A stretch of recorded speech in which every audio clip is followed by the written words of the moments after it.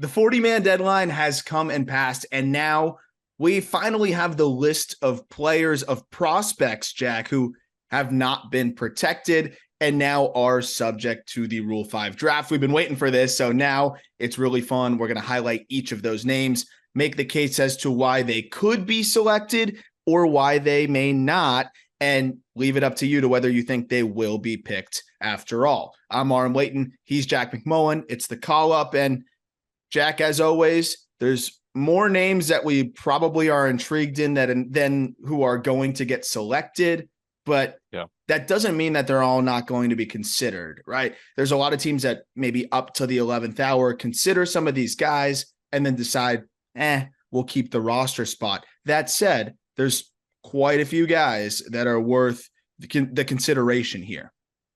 If I'm sitting here with the 4th pick in the Rule 5 draft, how can I look past the Futures Game MVP in 2023? The Futures Game MVP is on here. He was not protected from the 40-man roster. So, going to be fascinating. We're going to talk about a lot of guys that I think you could call tweeners. Maybe guys that, hey, like if they do get selected, they may spend spring training somewhere else, and then when they realize they're not going to make the team, they get returned. We saw that a little bit. Chris Clark is a good example. He spent spring training in Seattle after he was selected in the Rule 5, but then he was returned to the Cubs and spent the year with Iowa. So you can do that. You're pretty much just forfeiting $50K if you do that.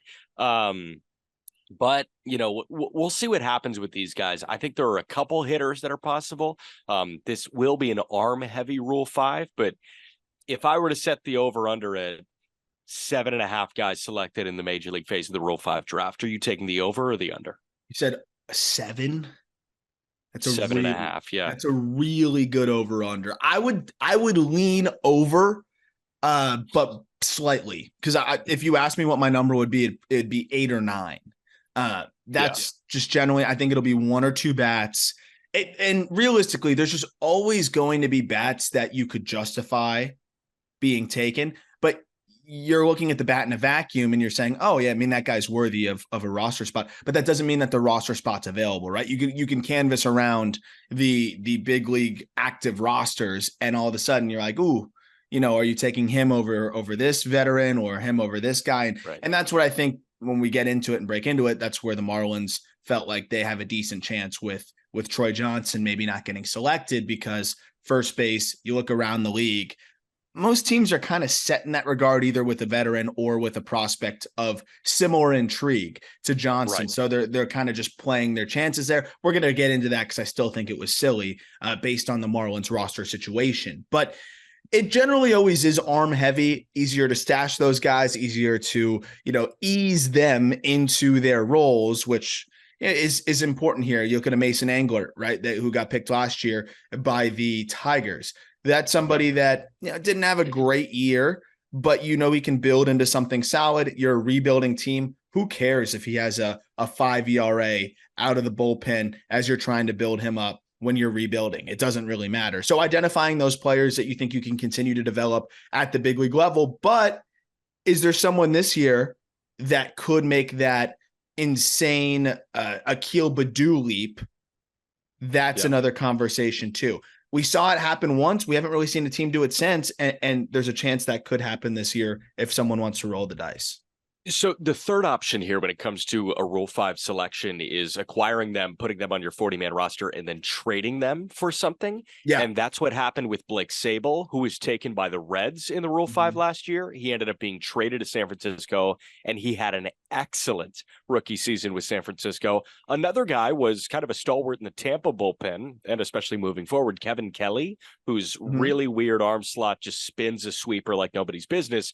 He was taken, if I'm not mistaken, from Cleveland by Colorado, and that he was traded from Colorado to Tampa after the Rule 5. So you have that third option, that wrinkle. We'll see if anybody kind of fits that mold.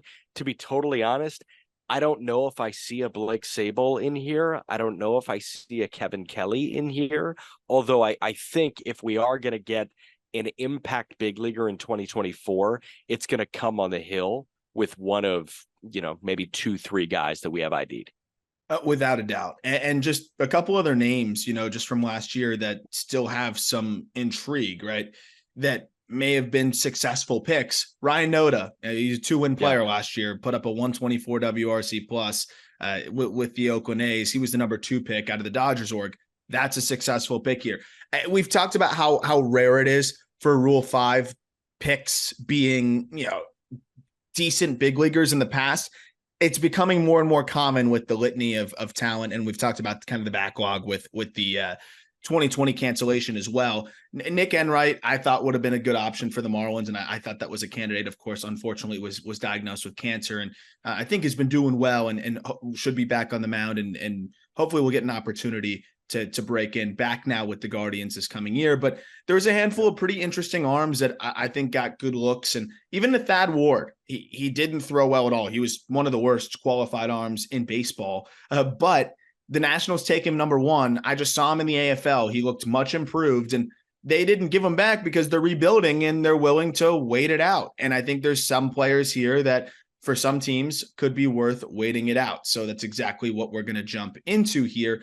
And we'll start with hitters because I think it'll be quicker. And then we'll get into the pitchers after that. Again, typically pitchers are going to be taken more than the hitters, but that's something that's changing ever so slightly in our game. We may miss a couple candidates just because there's so many different players and minor league relievers that could be of interest to teams that we're not even paying attention to. But we have to start with Troy Johnston, because Troy Johnston, in terms of a pure statistical output standpoint, I mean, I'm not sure that there's a better candidate. I mean, the numbers that he put up were absurd, but the Marlins, look, they're in an interesting spot because you have a new president of baseball operations. You just lost your GM in Kim Ng. Now Peter Bendix comes over from the Rays. I don't know how it worked on the inside. I don't know if Peter Bendix crash coursed the Marlins' entire organization within a week, or if he deferred to the people that are still in place to make these decisions and kind of said, hey, you guys know this system. We'll work together here. Regardless, I thought this was somewhat of a silly decision by the Marlins to leave Troy Johnston unprotected. And he might not get picked, like I said, because you canvass the first base situations around the game. There may not be a team that says, hey, Johnston's worth the roster spot for us.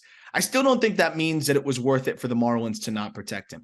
Just going over the year that he had between AA and AAA. And yes, he's 26 years old, but between double and triple, 307, 399, 549 slash line. He had a 2020 season, so added stolen bases to a part of his game, hit 26 homers. The defense is not great, and I think that's the problem. They've experimented with him in the outfield. I still think he should get another look out there, and even if he's half passable, it could be worth it. But also, the first base defense is fine.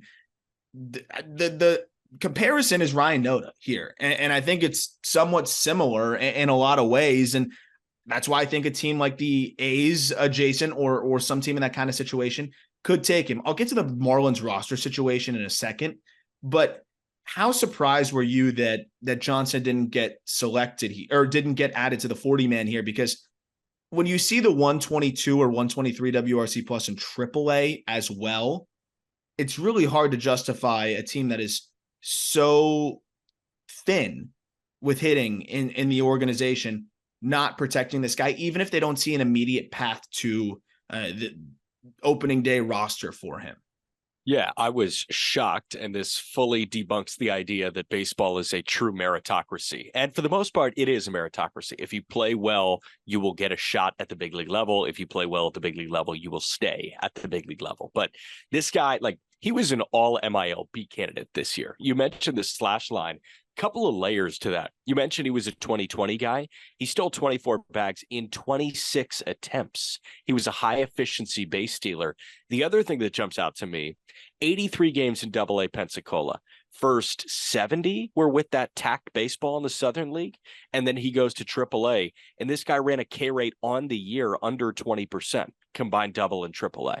So yes, you have 36 doubles, 26 pumps. Guy drove in 116. He hit over 300. He was an efficient and volume-based stealer, and he kept the K rate down using a ball from Mars. Yeah, I mean, dude, there's no flaw to poke in this guy's season. I know it was rooted in satire, but I saw Peter Pratt, who's the host of Locked On Marlins and one of our favorite guys, kind of put out the statistical comparison between Troy Johnston and Jackson Holliday. One of them's 19, one of them just finished his age 26 season. Yeah.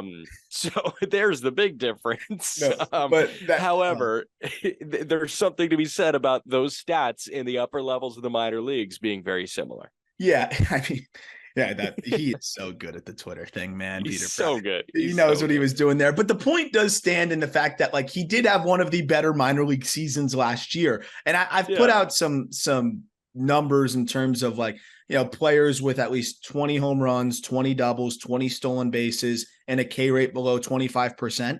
And it's a bunch of studs in there. And it's Troy Johnston. He's one of them. And I think it's a total of maybe 10 players that did that last year. Troy worked really hard on his base stealing, and specifically with J.D. Orr, who's no longer in the organization, but was very well known as one of the better base stealers in the minor leagues on that shuffle and go that we talk about with the Yankees org. And it became a big part of what Troy was able to do last year. And to me, that's a testament of who he is. And we're going to spend a little bit more time on this one because I thought this was the biggest head scratcher by roster situation. If the defense is a question, how much worse can he be than a Brian De La Cruz, who had an 0.2 fWAR last year because his defense was so bad? I really think that in left field, you could mask him out there and he wouldn't be that bad, especially considering that he's athletic enough to steal these bags. He's shown the ability to, I think, learn quickly. And I think a team may be interested in that, especially when you have a lot of high marks on the makeup. The biggest question for me is, when you have obviously Al Garcia still on your 40-man, right? The Cleveland Guardians just DFA'd Cal Quantrill to make room for Daniel Espino and the 5% chance that he attains anything close to his ceiling. And that's a whole conversation we'll get into also. Jordan Groshans has a roster spot. I don't mean to disparage Jordan Groshans, but he's not a shortstop. So you can cite position. Groshans is playing third and first, and he's a much, much more inferior hitter. And I think his ceiling offensively isn't even close to what Troy Johnston did in the minor leagues last year. Peyton Burdick has a roster spot. I mean, how many times are you going to give him a chance up there? They add Victor Mesa Jr., who I like as a prospect. I actually think he's their best position player prospect, but no one's taking Victor Mesa Jr. There's no way. So I just thought the Marlins mismanaged this one. And even if Troy Johnston doesn't get selected, it doesn't mean that it was a poor decision. I know that sounds weird, but you're leaving yourself open to the chance of him getting selected. And I think that was a mistake. I think it would, if I were a team, I would take him. And it's not just because he's a Marlins guy. I think you look at the numbers, you look at what he did. You mentioned all of the other things as well. The data, a little high on the chase, but 90th percentile, right? Just shy of 104, hits lefties well enough. Like, I think someone's going to take a shot, but I wouldn't be shocked if they don't because of the positional situation. It helps that that he's a good dude. Yeah, also, I gotta be like clear here. I'm biased, and that's got to be cited. I know him. I've become friendly with him through the years, but trying to be as objective as possible here, Jack. Yeah, I don't blame you, and I think you're doing a really good job of being objective because I thought it was an objectively bad decision leaving him unprotected. Real quick thing before we move on to the next Marlin. Travis Sawchik does a great job at the score. Not 670 the score, the written site. And he will dive into sports business a good bit and the business of baseball. He'll go behind the scenes with telecasts. And I do want to talk about the Espino Quantrill thing real quick. Yes, they protected Daniel Espino. They DFA'd Cal Quantrill. Travis tweeted this yesterday evening. Chris Antonetti, the new owner, or the GM of the Cleveland Guardians. Chris Antonetti cites cable revenue uncertainty as one reason the club DFA'd Cal Quantrill. Minnesota Twins plan to reduce payroll. San Diego Padres forced to take out loan. 11 teams are still tied to Bally/Diamond Sports Holdings and face revenue uncertainty entering the 24 season. Can it be interesting to see how this plays out? And then I think it was just announced this morning that Diamond plans to pull all of their MLB streams. So all Bally's will pretty much go under and they'll be controlled by Major League Baseball after the 2024 season. So there was a layer to that I was not expecting, and I never really expected RSNs and TV revenue to impact player contracts. But Cal's going to be due about $7 million. Yeah. That's why they DFA'd him, and they know that somebody's going to go grab him and pay him the $7 million that he'll get in arbitration. And I think they might even be able to pull off a trade. So, I'm interested to monitor that. You DFA a guy, you got a 1 week window. It kind of is almost like putting a guy on the trade block in your fantasy league. Everyone can see this guy's available, basically, and drive some attention that way. But the price goes down drastically. Oh, of course. Yeah, you're just trying to if you're putting up an advertisement, yeah, it's basically saying on sale, but you're trying to get you're going through Sports Authority liquidation. Yeah. Exactly, clearance. But wishing Cal the best too, because he was banged up all year. Great dude, and I think with how many teams are starved for pitching, he's definitely worthy depth for another ball club. But you lead me into the next point, which is another Marlin real quick before we move on to all other organizations, I promise. Nazem Nunez, I've done some digging, and some people seem to think there's a chance he could get selected here. And if you think about it from this lens, I know he does not hit that well. Like I understand that side of it. But you just talked about how teams are looking to slash payroll. And if you have a bench piece, right, like a Kyle Farmer type, who the Twins are definitely going to trade. And I know Farmer's a better hitter, but if I have a bench guy that I really want for elite defense and speed, I can go get Naz Nunez for the league minimum plus the 100,000 to draft him. And maybe he develops into an everyday player. If he doesn't, he's still, I think, a guy that even with a 50 WRC plus, I think Nazem Nunez would be a positive WAR player because of how insane the defense is. You'll get a Jorge Mateo, maybe not as much physical upside in terms of how hard he hits the baseball, but at the end of the day, you look at Mateo, his offensive output is one of the worst in the game over the course of most of the season. He's still a valuable player. Nazem Nunez, I think, has the potential to at least be a league average hitter, switch hitter, decent bat to ball, really patient, walks a ton, which is important, but the best defensive shortstop in the minor leagues, point blank, period. There's no doubt about that. And we've been able to see that. I saw him make some of the most insane plays just again in the Arizona Fall League. Every time I go to a game to watch this guy play, he does something insane. And I thought my friend Griffin Cohen, I put it best when Nazem got promoted. He said within the first week of playing with Nazem Nunez, he saw 5 plays he's never seen in his life in the infield. And I think there's teams that may have interest in that kind of glove. I understand why the Marlins didn't find the spot for him. But where do you stand here? Because it's a unique circumstance, but I feel like this is the version of, for hitters, when we're comparing to pitchers, he's the version of like, oh, you can kind of stash him in the bullpen if it doesn't work as a starter. Like, that's what I feel like Nazem Nunez almost, you can almost stash him on the bench as a defensive replacement and speedy guy if he doesn't hit enough. Yes, but like the way that I want to go, the direction that I want to take Naz Nunez is, okay, you're looking for a Mateo or an Edmundo Sosa or a Geraldo Perdomo, right? With Nunez, you're pretty much just hoping that you get Geraldo Perdomo. Yes. And you get really good defense, you're getting a bunch of bags, and maybe he runs into enough baseballs. Perdomo, like, very, very minimal power, very minimal. If Perdomo didn't have his 1,000 OPS April, this guy's not an all-star, clearly, and he's OPSing in the mid 600s on the year, I want to say. The thing that kind of separates Perdomo from Naz Nunez for me is Perdomo is putting up like a 630 OPS in the major league level.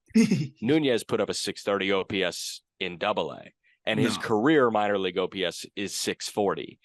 Like, I can't take a guy who's yet to make his AAA debut who's OPSing 640 in the minor leagues in the Rule 5 draft. No matter how good he is defensively, we know how the game has changed. Mm-hmm. In 2009, I'm taking this guy in the Rule 5 draft. Hell, in 2015, I'm taking this guy in the Rule 5 draft. But this game is so explosion-based and so stick-oriented at this point in 2024 that we're going to get into that I can't justify this pick, unfortunately, because I love what this guy brings to the table for a baseball team. He's fun. I think it will be for the Marlins in 2024. Yeah, no, I'm with you. And I think this was a more justifiable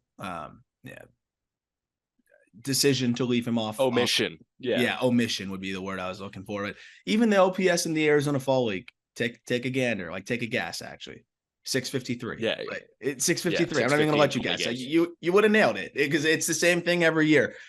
Yeah, I think you've sold me. I don't think he gets picked. There is some smoke there. There's a little bit of conversation. I think teams will do And their due like, hey, diligence, but yeah.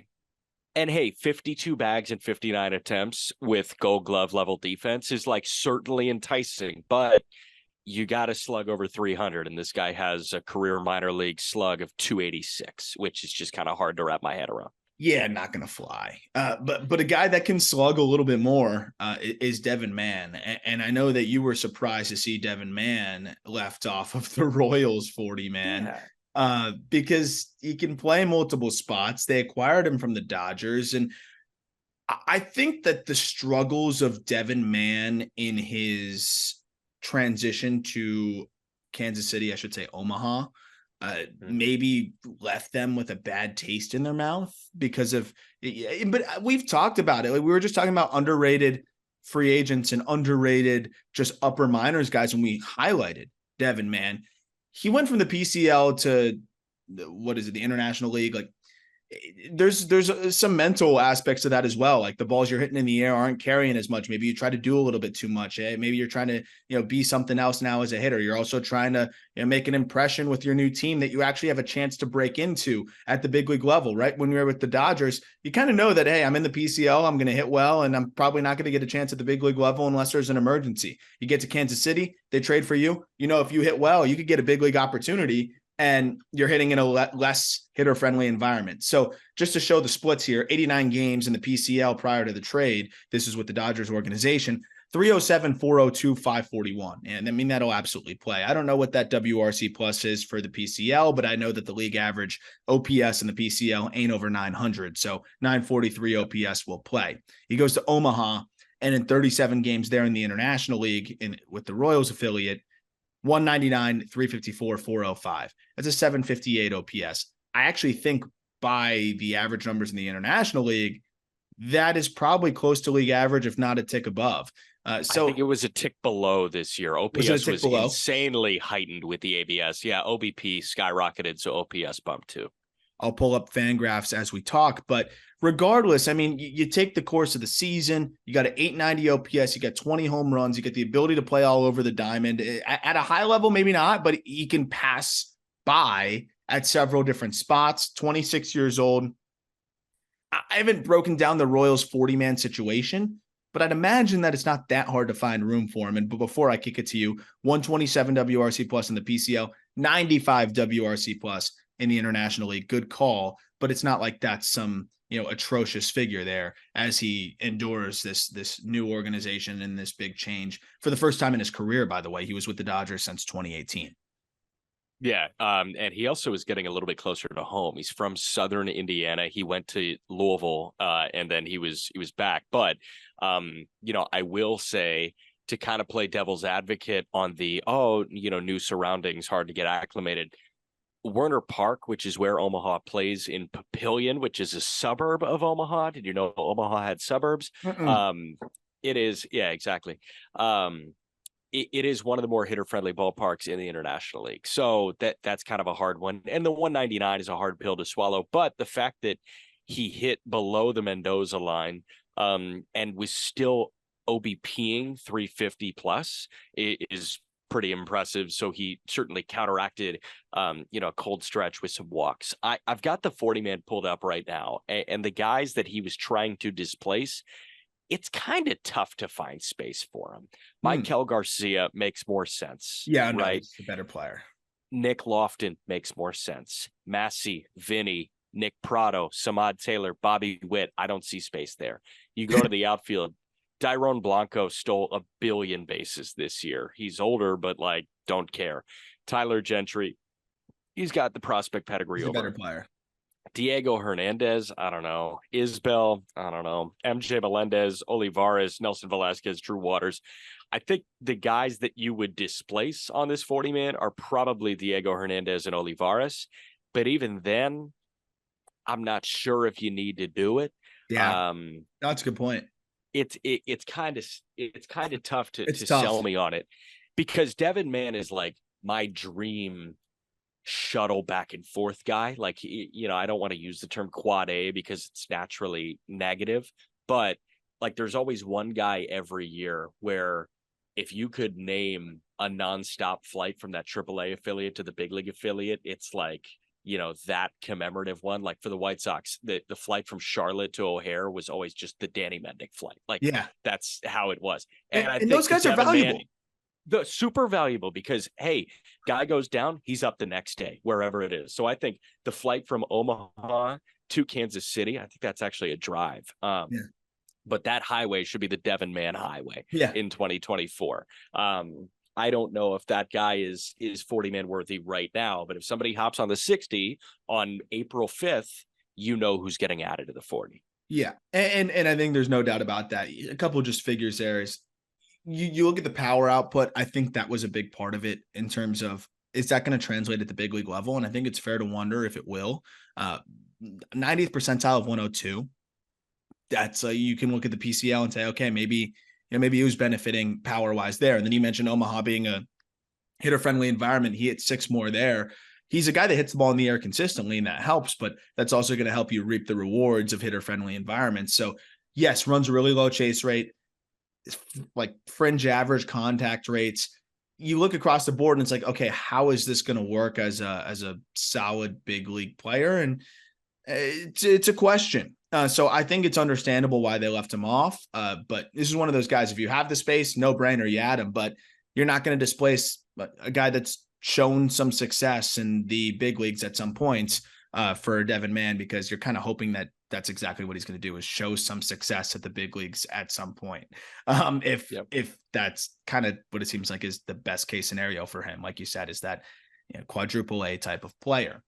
Picking up the pace a little bit, Cameron Meisner with the Rays. The Marlins traded him out there. I know Marlins fans weren't happy about it. He showed a lot of power, speed, tools galore, but a strikeout rate above 30%, I think could ultimately deter teams. We don't need to go through the Rays 40-man. You know that they're always struggling to find space for anybody. They opted, and we're going to talk about players that were added to the 40-man very soon, probably early next week, and highlight that, because I think there's a lot of fun things to dive into within that. Austin Shenson gets added. There's no doubt about it that Austin Shenson's bat just is deserving, but Meisner gets displaced here.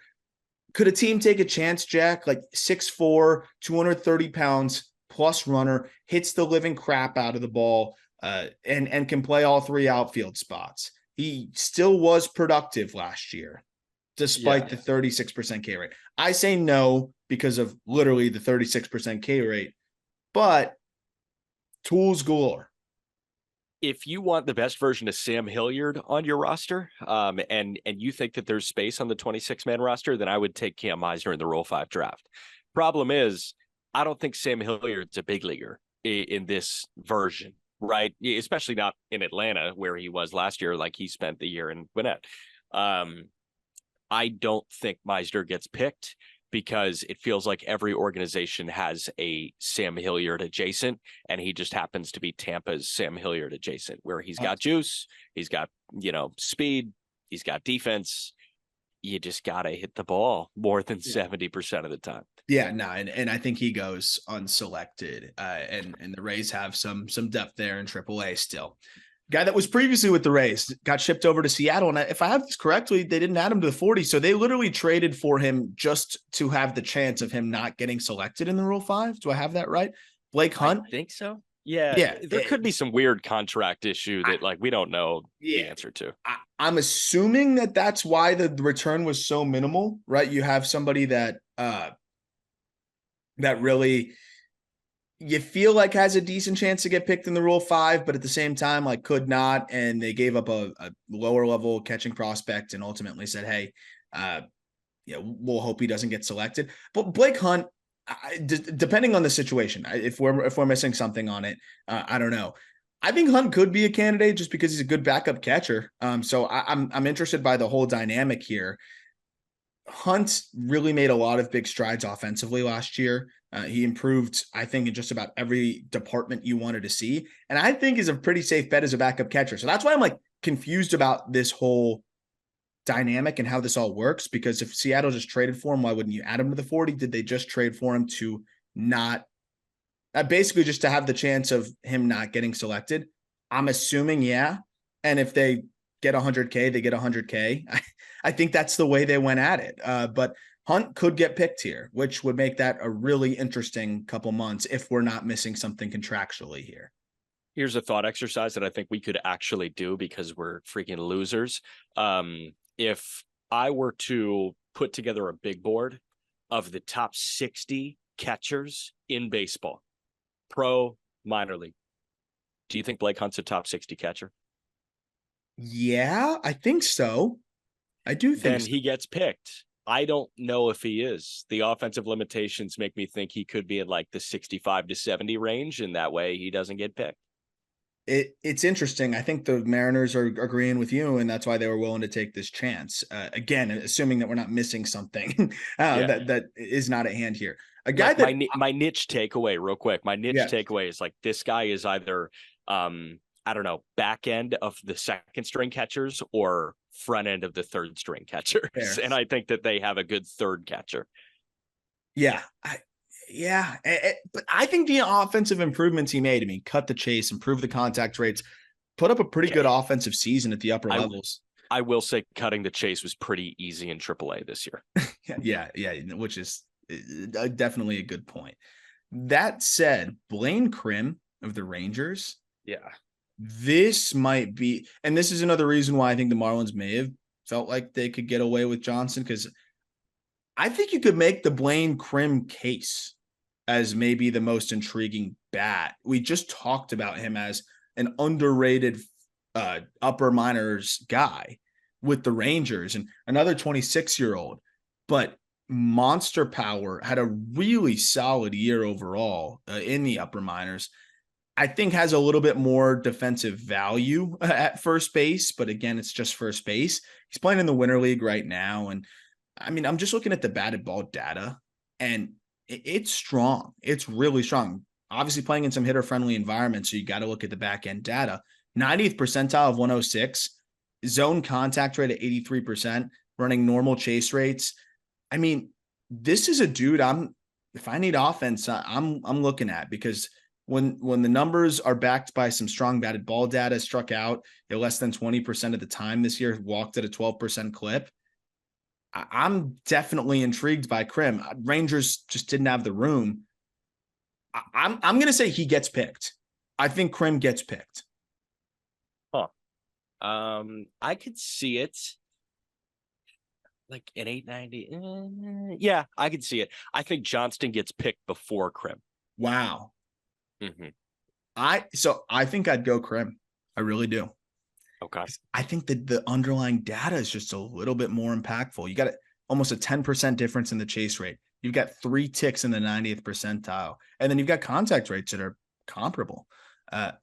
Crim's a guy that can really impact the baseball. So it'll be fascinating to see how teams approach it. And I do wonder if teams are out there kind of checking out what Crim's doing in the Winter League. I don't know what his numbers are right now for Escogido, but he's playing ball. And I think he's not playing great, honestly. Do you have that in front of you? Yeah, he's OPSing like 720. He's got a couple pumps so far. Okay. I'm going to see him early next week. I'll give you a live report on Blake Crim. Yeah. Yeah, I'm down here right now.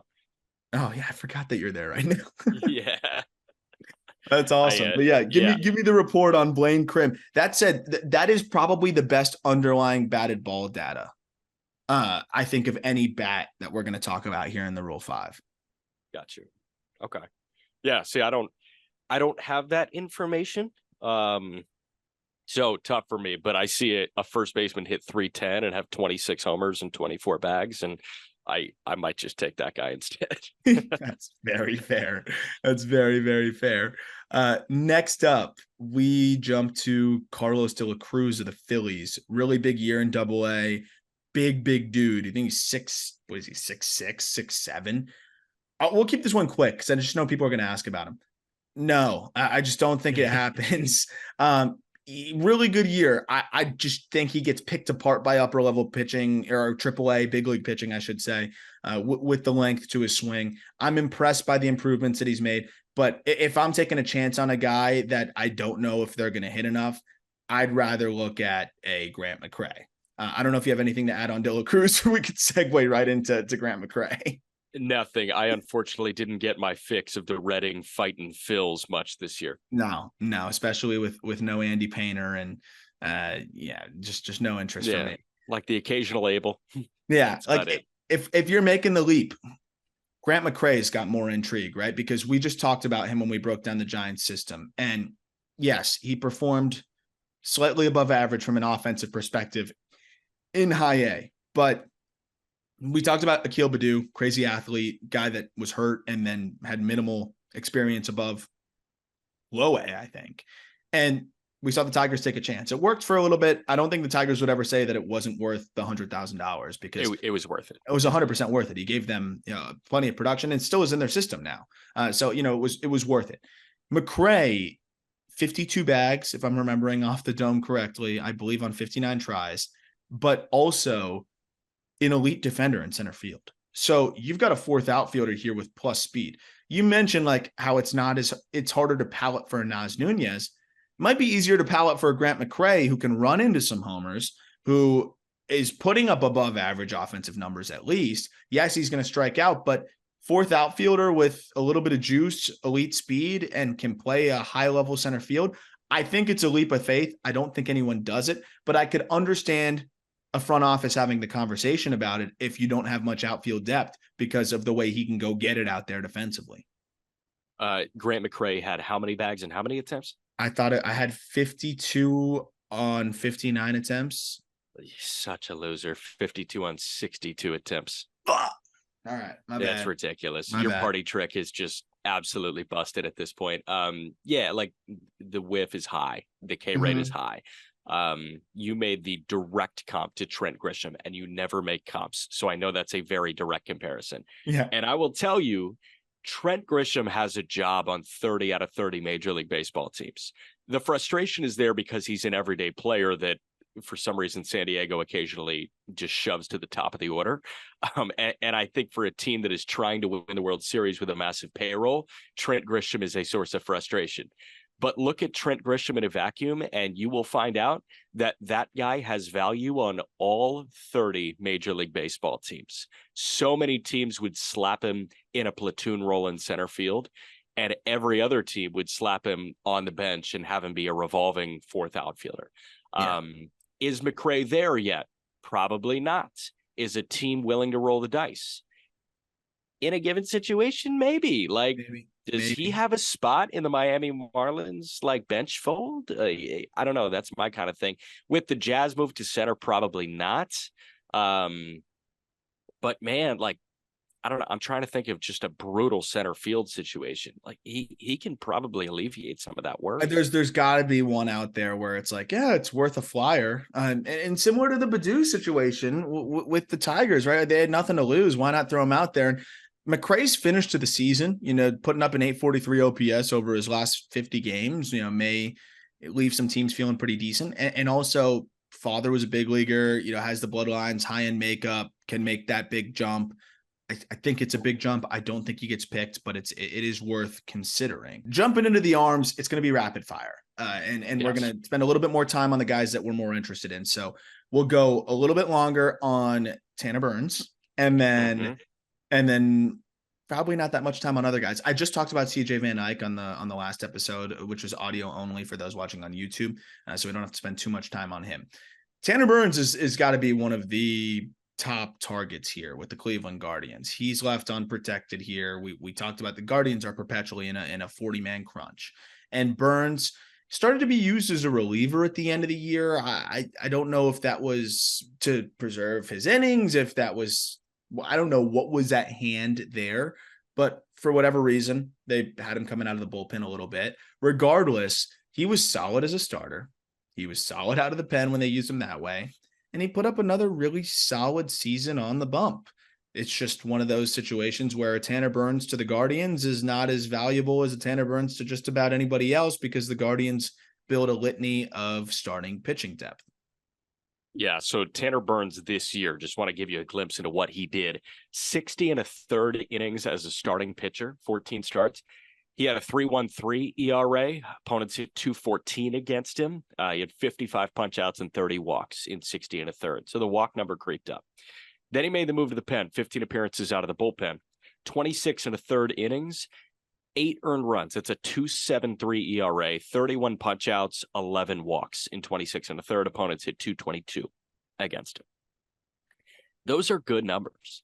Yeah. Those are good numbers as a starting pitcher. Those are great numbers as a reliever, especially for a guy that has starts in the tank. Like, he can give you 2-3 innings out of the bullpen if need be. I never really understood why he didn't get any of the fanfare behind him. First time I saw him was in 2021 in High A, and I was like, this cat's really good. And here he is in 2022 putting together a solid year. 2023 put together a really solid year as a hybrid. I don't get it, frankly.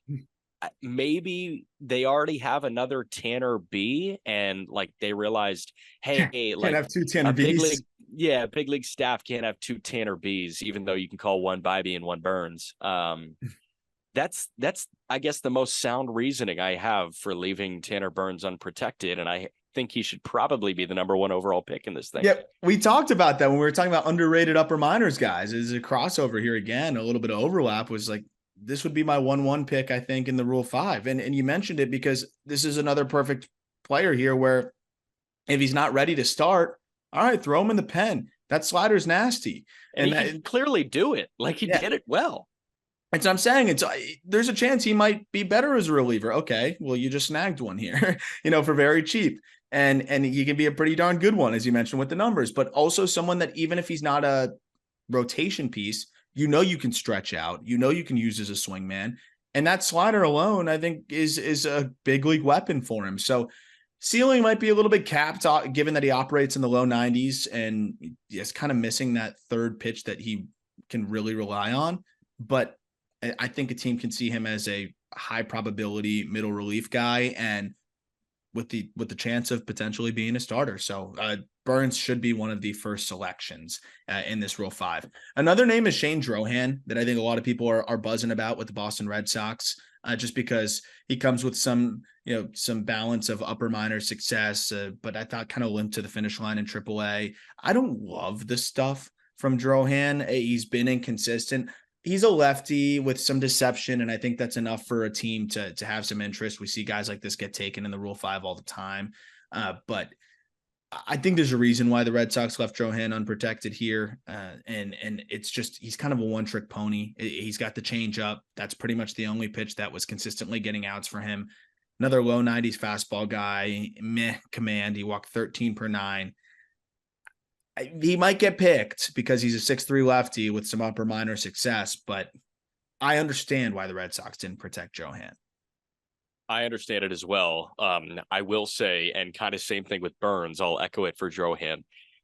On November 16th, not many teams, not many fans think they need a 2-inning sinker slider guy.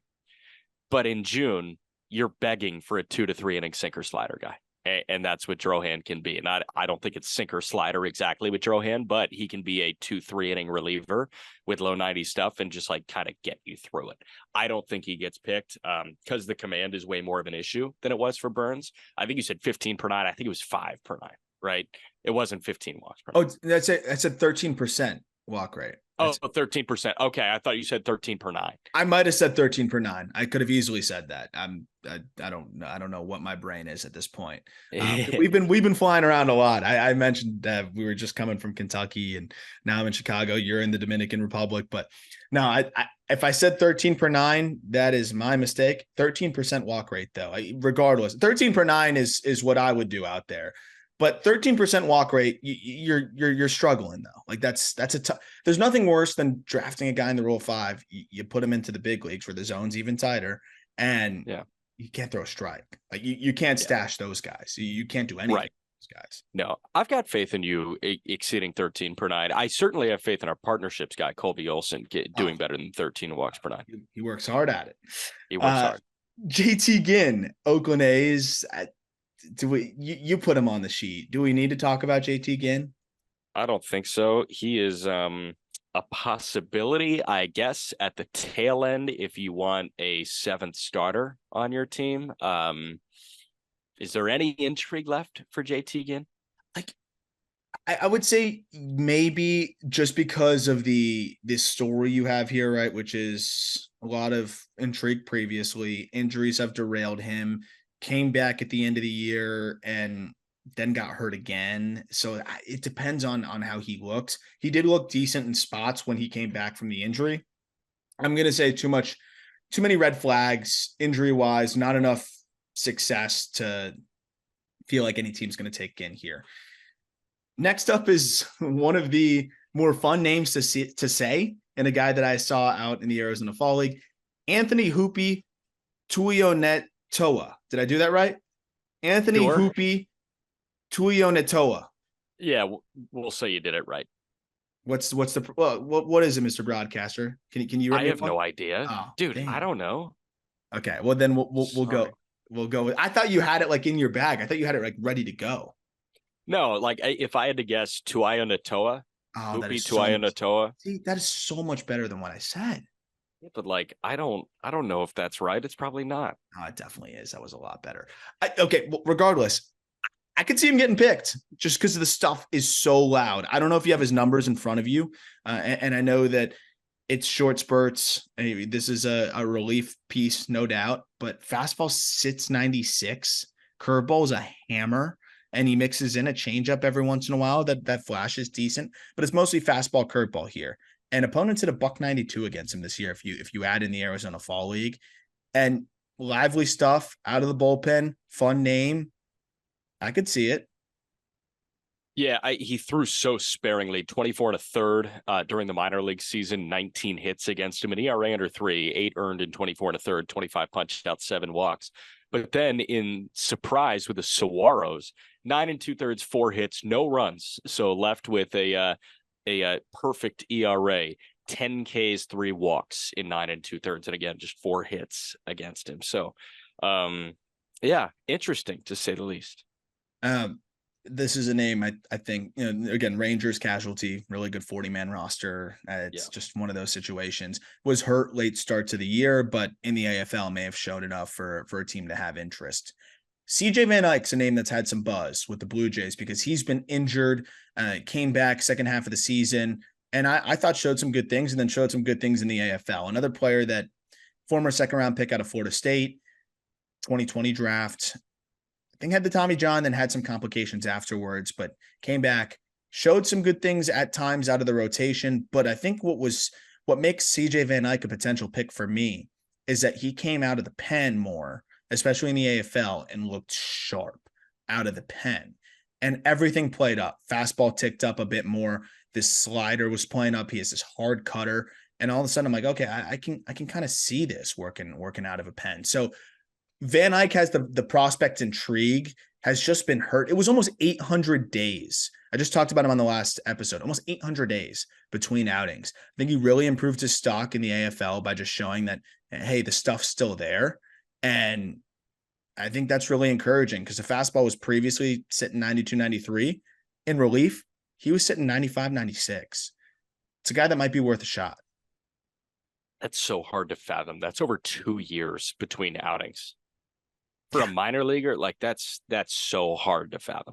Yeah. And here he is. So I think that's one of those where you can use that in his favor and say, hey, he was that long between outings. Let's see what we can get out of him. And maybe we can unlock something here. And I think Van Eyck, with the prospect intrigue too, as a former day one guy, could be a target. Couple more pitchers. Matthew Thompson, Chicago White Sox, plenty of prospect intrigue there previously. But Jack, pretty much no chance he gets picked, right? I don't think so. No, like there's no track record of success in the upper levels of the minors for Thompson. The physique, like the build certainly says, hey, future MLB pitcher, but unfortunately the numbers just don't back up that, he's ready to hop into a big league staff right now. So I don't see it.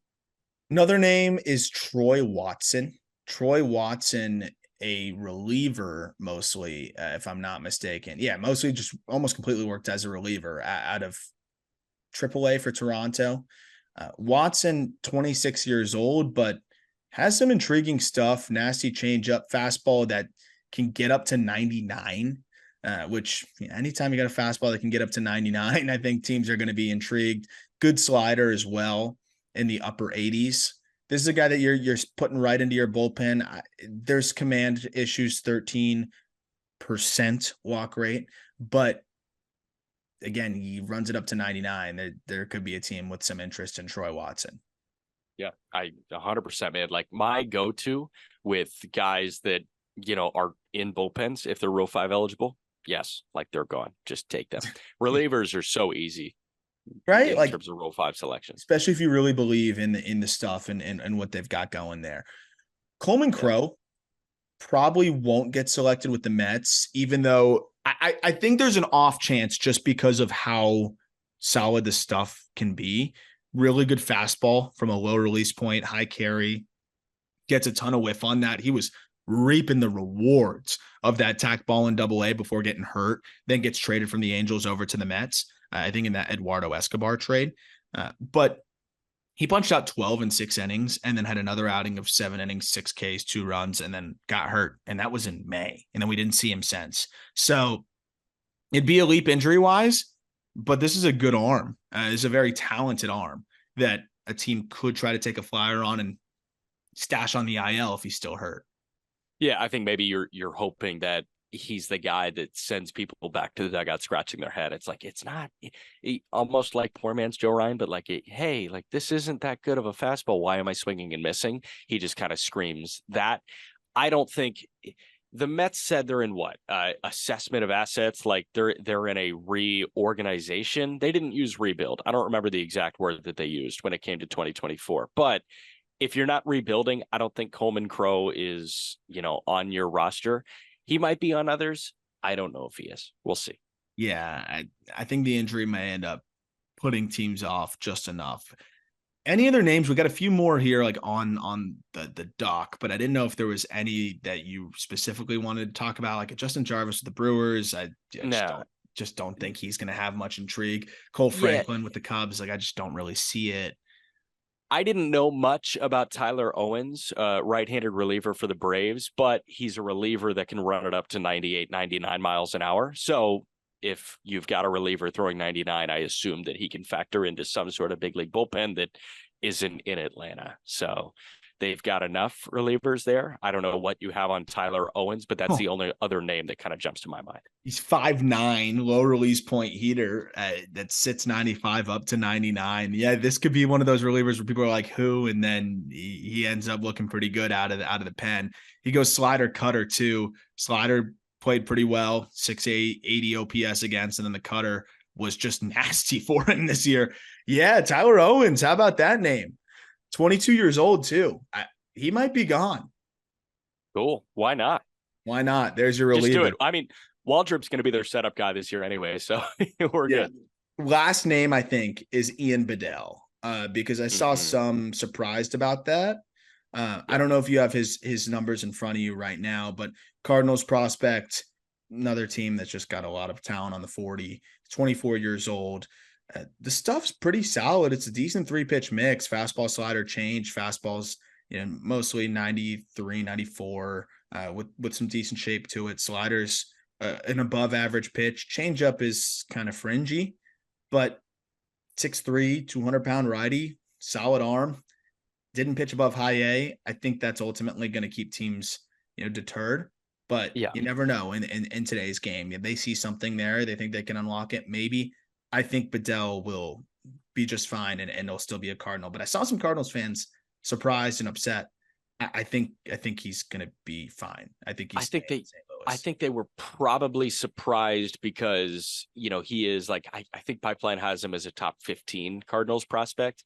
So like, okay, I get that you could be surprised there. It's like, hey, why are we not protecting our 15th best prospect if he's Rule 5 eligible? The answer is because he hasn't thrown in anything above high A. But it was 19 starts, 8 appearances out of the bullpen, 96 innings. He had a 2.5 ERA. So like, I get it. Hey, you pull up the numbers. It's like, wow, he was really good this year and he's our 15th best prospect. Why are we not protecting him? Because he was a Peoria Chief and he has yet to be in Springfield or Memphis. So I think we're good. And he's 24, and you don't have that one pitch that you can say, oh, well, we can stash this in a pen, like we were talking about with some other guys. It's, average heater, slightly above average slider, Frenchy changeup. You're resting on the command there. So that's not really your classic Rule 5 type selection there, but 110 Ks, 36 walks, that'll always play. That'll do it for this. We'll continue to try to fill in, if more Rule 5 names pop up, we'll be talking about them, maybe some names that we may have missed, some players that, we may be hearing some buzz about, some intrigue about, and continue to, I think, fill it up and discuss those players as the Rule 5 gets closer. But next episode will be Rockies' top prospects, which I'm very excited to jump into. And then a fun announcement coming for all you card collectors out there for some of the content that we're going to have over the next couple months and who we'll be working with. So stay tuned for that as well. Jack, any final thoughts? I don't think so. Tanner Burns, 1-1, print the shirts. Yeah, they need to leak that pick early like Thad Ward again. Yes. Where, the pick is in before the pick is in. It's Tanner Burns. Looking forward to seeing if there's a case for anybody else. And we'll, again, continue to try to compile some other names as we have some more time over the next few weeks. But just wanted to get you that primer as soon as possible, as I know it's exciting times right now, as we're hungry for any prospects and any just baseball transactions and discussion at this point. Yeah. More discussion on the Rockies coming, a lot more fun stuff coming next week as well. So always thank you for listening. Look forward to talking prospects with you, Rockies prospects, very soon.